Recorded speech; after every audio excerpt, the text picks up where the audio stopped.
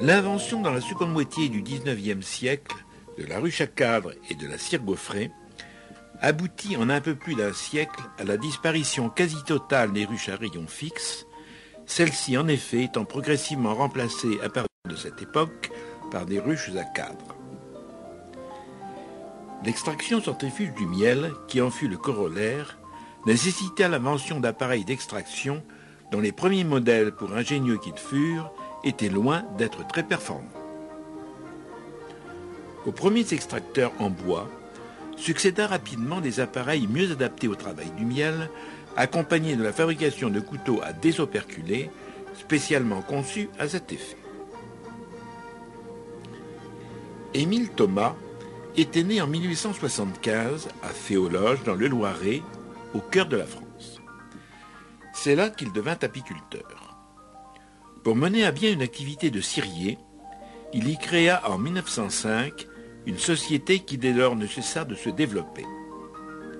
Très vite, il s'intéressa au matériel apicole et chercha à répondre aux besoins des apiculteurs en mettant notamment à leur disposition des appareils leur permettant d'extraire leur miel dans les meilleures conditions possibles.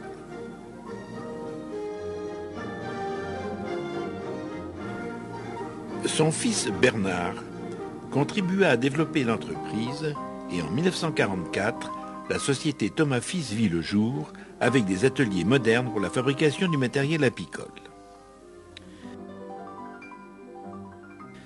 Dès les années 50, les établissements Thomas innovèrent en introduisant l'acier inoxydable alimentaire dans la fabrication de leur matériel.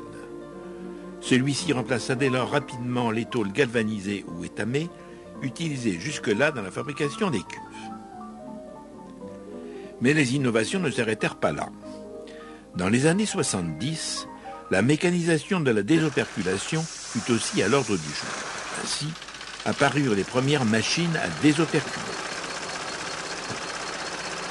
Grâce à ce matériel, des mieleries purent s'équiper de façon très moderne pour l'époque, facilitant de mieux en mieux le travail des apiculteurs, tout en répondant aux normes d'hygiène alimentaire, devenant au fil des années de plus en plus rigoureuses.